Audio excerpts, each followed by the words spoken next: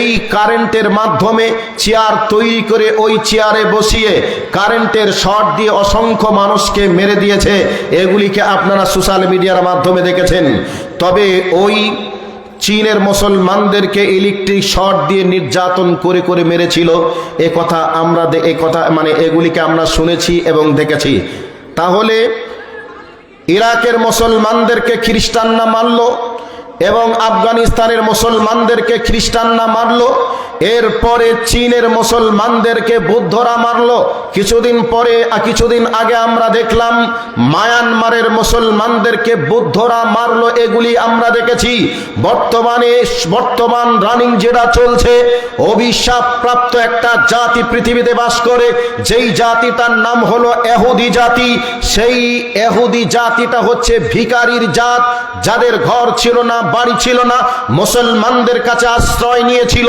সেই মুসলমানরা আশ্রয় দেওয়ার পরে আজকে মুসলমানদের ঘর বাড়ি একটা একটা করে দখল করতে করতে এ পর্যায়ে তারা বলছে গোটা ফিলিস্তিনকে ছেড়ে দিতে হবে, গোটা ফিলিস্তিন তোমরা যদি না ছাড়ো তোমাদেরকে দুনিয়ার বুকে রাখবো না। এই চিন্তা চেতনায় আজকে নির্বিঘ্নে ওই মুসলমানদের উপরে বোম্বিং চালাচ্ছে, দিন রাত তাদের উপরে অত্যাচার করছে। আল্লাহ রসুল বলেছেন যে একবারে তাদেরকে নির্মমভাবে হত্যা করা হবে। এর থেকে নির্মম কি হতে পারে? বাচ্চাগুলিকে বাড়ি থেকে বার করে করে নিয়ে আসছে আর গুলি করে হত্যা করা হচ্ছে। এমনকি তাদেরকে বোম্বিং করে কিভাবে নৃশংসভাবে হত্যা করা হচ্ছে, এগুলিকে আমরা সোশ্যাল মিডিয়ার মাধ্যমে দেখছি। আর আজকে ভারতবর্ষের বিভিন্ন রাজ্যের দিকে তাকিয়ে দেখুন, বিভিন্ন রাজ্যেই আজকে মুসলমানদের উপরে বজরং RSS শিবসেনার লোকেরা আজকে মুসলমানদের উপরে কি অত্যাচার চালাচ্ছে, এগুলিকে আমরা দেখলাম। গত কয়েকদিন আগে আমাদের পশ্চিম বাংলার সব থেকে মুসলমান যেখানে বেশি বসবাস করে, মুর্শিদাবাদে বেশি বসবাস করে, ওই মুর্শিদাবাদের ধুলিয়ান শামশেরগঞ্জের মুসলমানদের উপরে কিভাবে অত্যাচার করলো, তাদের বাড়িঘরকে লুট করলো, তাদের বাড়িঘরকে আগুন জ্বালিয়ে পুড়িয়ে দেওয়া হলো। ওই বাড়ির ভিতরে ঢুকে অসংখ্য বাচ্চাদেরকে বার করে তাদের উপরে অত্যাচার করেছে, মা বোনদের উপরে অত্যাচার করেছে। অনেক বাড়িতে আগুন লাগিয়ে পুড়িয়ে দিয়ে বাড়িটাকে ছাই বানিয়ে দেওয়া হয়েছে। রসুল বলেছেন যে নৃশংসভাবে নির্মমভাবে হত্যা করা হবে। তার বাস্তব নমুনাগুলি আমরা দিবালোকে আমরা দেখছি, দিনের আলোর মতো পরিষ্কার দেখছি। গোটা ভারতবর্ষের আনাচে কানাচে আজ বর্তমান সময়ে আগুন জ্বলছে। এই অবস্থাটা আল্লাহর নবী ১৫০০ বছর পূর্বে ভবিষ্যৎবাণী করেছিলেন। এবার সাহাবীরা এই কথা যখন রসুলের মুখে শুনছিলেন, তখন সাহাবীরা বলছিলেন, ইয়া রাসূলুল্লাহ, এই অবস্থাটা যে ঘটবে তখন কি মুসলমানদের সংখ্যা কম হবে, যেই কারণে এমনটা করার সাহস বা সুযোগ তারা পাবে? আল্লাহর নবী বললেন, কম হবে না, বরং বেশি থাকবে। এরপরেও কি করে সম্ভব হবে? সাহাবীদের ব্রেনে কাজ করছিল না। সাহাবীরা বলছিলেন ৩১৩ জন মিলে ১০০০ জনকে পিটিয়ে ৭০ জনকে জাহান্নামের নর্দমার কীট বানিয়ে দিয়েছিলাম, ৭০ জনকে বন্দী করে মসজিদে নববীর প্রারে বেঁধেছিলাম, বিজয় পতাকা উত্তোলন করেছিলাম। তাহলে এত মুসলমান থাকার পরে কি করে সম্ভব হবে? হে রাসূল, আমাদের ব্রেনে কাজ করছে না, একটু কি বলা যাবে? এই অবস্থায় আল্লাহর নবী বলেছিলেন, আমার উম্মতেরা যেদিন হব্বুদ দুনিয়া, আমার উম্মতেরা যেদিন দুনিয়ার প্রেমে পড়ে যাবে, ওয়া কারাহিয়াতুল মাউত, মৃত্যুকে অপছন্দ মনে করবে, সেই দিন আমার উম্মতকে মারবে, কাটবে, পিচ করবে। সেই দিন যেন কোনো কিছু করে নিতে পারবে না। আমার উম্মতের বডির ভিতর থেকে ঈমান নামক পাওয়ারটা বার হয়ে চলে যাবে। সেই দিন আমার উম্মতকে নির্বিঘ্নে নৃশংসভাবে তারা হত্যা করবে। বিশ্বেই এমন কোন নেতা থাকবে না যে আমার মুসলমান জাতির উপরে কেন আঙুল তোলা হচ্ছে, আমার মুসলমানদেরকে কেন মারা হচ্ছে, এইরকম প্রতিবাদ প্রতিরোধ করার মতো কোন লোক থাকবে না। এই কথা বিশ্বনবী আমার ১৫০০ বছর পূর্বে বলেছেন। আজকে এটা কেমন ভাবে দিনের আলোর মতো পরিষ্কার ভবিষ্যৎবাণীটা মিলে গেছে। সম্মানিত উপস্থিতি, এরপরেও যে কথাগুলি আল্লাহর নবী বলেছেন সেগুলি ঘটবে, আজ হোক আর কাল হোক। আমি আপনাদেরকে বলতে চাই, আজকে বাস্তবেই একটু মিলিয়ে দেখুন তো, আজকে আমরা দুনিয়ার প্রতি প্রেম আমাদের বেড়েছে না কমেছে? আজকে দুনিয়াতে আমরা কিভাবে মহব্বত করেছি। ছেলে আমার তিনটা ছেলেকে, কাউকে ইংলিশ মিডিয়ামে, কাউকে বাংলা মিডিয়ামে। এবার বলবেন তাহলে ইংলিশ মিডিয়ামে কি পড়ানো যাবে না? 100% পড়ানো যাবে, আমি নিষেধ করছি না। বরং আপনি একজন মুমিন মুসলমান হিসাবে আপনার দায়িত্ব, কর্তব্য আপনার ছেলেকে ঈমানের ট্রেনিং দেওয়া, আপনার ছেলেকে কোরআনের শিক্ষা প্রত্যেকটা মুসলমানকে দেওয়া উচিত। কিন্তু আমরা আমাদের বাচ্চাদেরকে জন্মের সাথে সাথে বয়স 3-4 হতে না হতেই আমরা প্রাইভেট শুরু করে দিলাম। 5 বছর হয়ে গেল, এই অবস্থায় আমরা ইংলিশ মিডিয়ামে ভর্তি করে দিলাম। আপনার ছেলের ভবিষ্যৎটা আপনি কি করে নষ্ট করতে পারেন? আপনি একজন মুসলমান হিসাবে আপনার উচিত ছিল কালেমার শিক্ষা দেওয়া, আপনার উচিত ছিল কোরআনের শিক্ষা দেওয়া। কোরআনের শিক্ষা দেওয়ার পরে আপনার ছেলেকে বিশ্বের যে কোনো ইউনিভার্সিটিতে, যে কোনো স্কুলে আপনি ভর্তি করেন, কোনো সমস্যা নেই। কিন্তু আপনার ছেলেকে কোরআনের শিক্ষা দিলেন না, দ্বীনের শিক্ষা না দিয়ে আপনার ছেলেকে যে দুনিয়ার শিক্ষাটা দিলেন, ওই ছেলে যেদিন মারা যাবে জাহান্নামের আগুনে পোড়ার সঙ্গে সঙ্গে আপনার বিরুদ্ধে অভিযোগ দায়ের করবে, হে আল্লাহ, আমাকে জাহান্নামে দেওয়ার পূর্বে আমার বাবা মাকে জাহান্নামে দাও, কারণ আমার বাবা মা আমাকে সেই শিক্ষা দেয় নাই যেই শিক্ষার মাধ্যমে আমি জাহান্নামের আগুন থেকে বাঁচতে পারবো। আমার বাবা আমাকে দুনিয়ায় টাকা কামানোর শিক্ষা দিয়েছিল, এই কথা বলে আপনার বিরুদ্ধে অভিযোগ করবে। সম্মানিত উপস্থিতি, আজ বর্তমান সময়ে ছেলে আমার তিনটা ছেলেকে আমরা স্কুলে ভর্তি করলাম। টার্গেট একটা ছেলে মাস্টার হবে, একটা ছেলে ইঞ্জিনিয়ার হবে, আর একটা ছেলে ডাক্তার হবে। 3টা ছেলেকে ডাক্তার, মাস্টার, ইঞ্জিনিয়ারের জন্য আমরা হাড় ভাঙা পরিশ্রম করে লক্ষ টাকা খরচ করে আমরা ইঞ্জিনিয়ার, আমরা মাস্টার, ডাক্তার বানাই। কেন? ডাক্তার, মাস্টার, ইঞ্জিনিয়ার হলে দুনিয়াতে অনেক টাকা উপার্জন করবে, সরকারি চাকরি করবে, তাহলে আর এই গ্রামে বাড়ি থাকবে না, ইটাহার বাজারে বাড়ি হবে, না হয় রায়গঞ্জে টাউনে বাড়ি হবে, না হয় কলকাতা শহরে বাড়ি বানিয়ে আজকে আমি সেখানে বসবাস করব। দামি একটা ফ্ল্যাট হবে, দামি একটা গাড়ি হবে, ভালো দামি একটা মেয়ের সঙ্গে বিয়ে দিয়ে আনন্দেই দুনিয়া করব। এছাড়া অন্য কোনো চিন্তা চেতনা আমাদের নেই। আল্লাহর নবী বলেছেন, যেই দিন আমার উম্মতেরা দুনিয়ার প্রেমে পড়ে যাবে, আমার উম্মতদেরকে মারবে, কাটবে, পিস পিস করবে।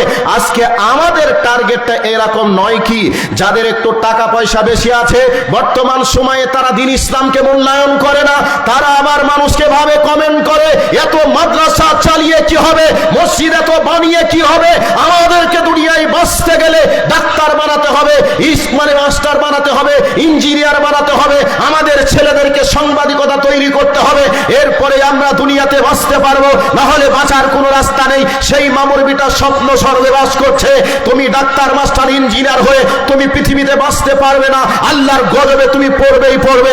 বর্তমান সময়ে গোটা পৃথিবীর মুসলমানরা আজকে আল্লাহর গজবে পড়ে বেঈমানদের হাতে মার খাচ্ছে। এটা বাস্তবটা একটু মিলিয়ে দেখুন।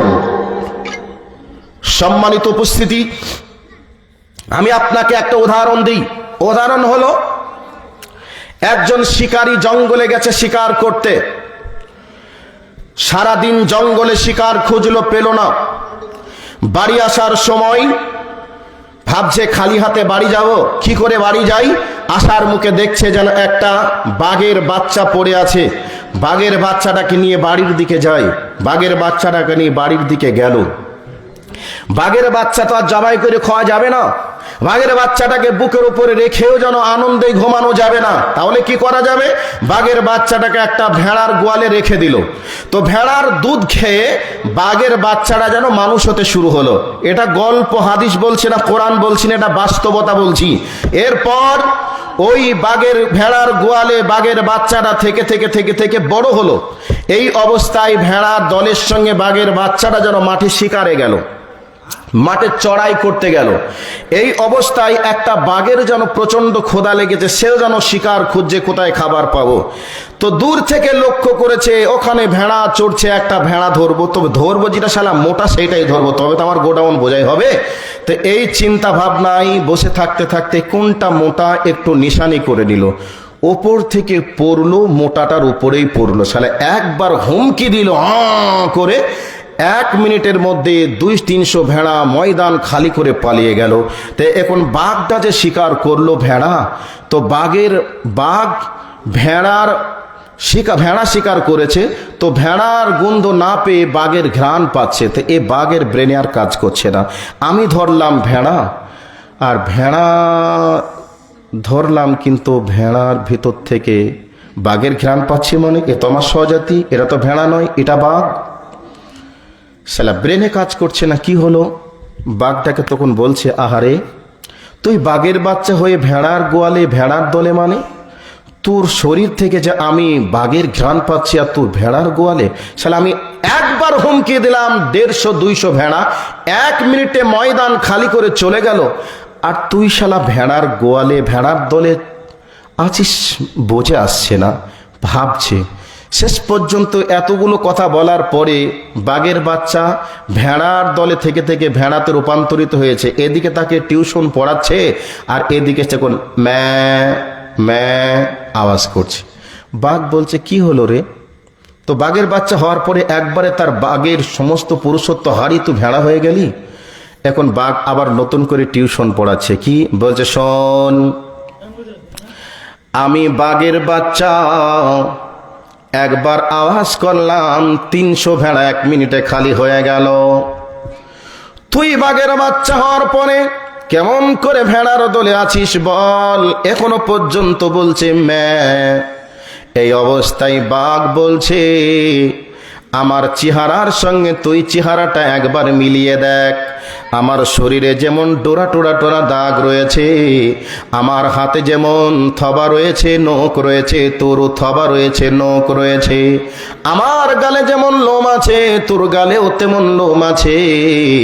অতএব আমি একবার হুমকি দিলাম, ময়দান খালি করে পালিয়ে গেল 300 ভেড়া। আর তুই বাঘের বাচ্চা হয়ে ভেড়ার দলে কেমন করে আছিস বল? এখনো বলছে ম্যাঁ। এবার বাঘ দেখে নিল এখানে কোনো কাজ হবে না, চল তোকে নদীর পাড়ে নিয়ে যাই। এবার বাঘের ওই বাচ্চা নেই, বরং বড় হয়ে গেছে। নদীর কিনারে নিয়ে গেল। নদীর কিনারে 2 জনের চেহারাকে এক জায়গায় দাঁড় করিয়ে বলছে, দেখ আমার শরীরে যেমন ডোরা টোরা টানা দাগ রয়েছে, আমার হাতে যেমন নখ রয়েছে, থবা রয়েছে, তুর রয়েছে, আমার মুখটা দেখতে যেমন তোর মুখটাও তেমন।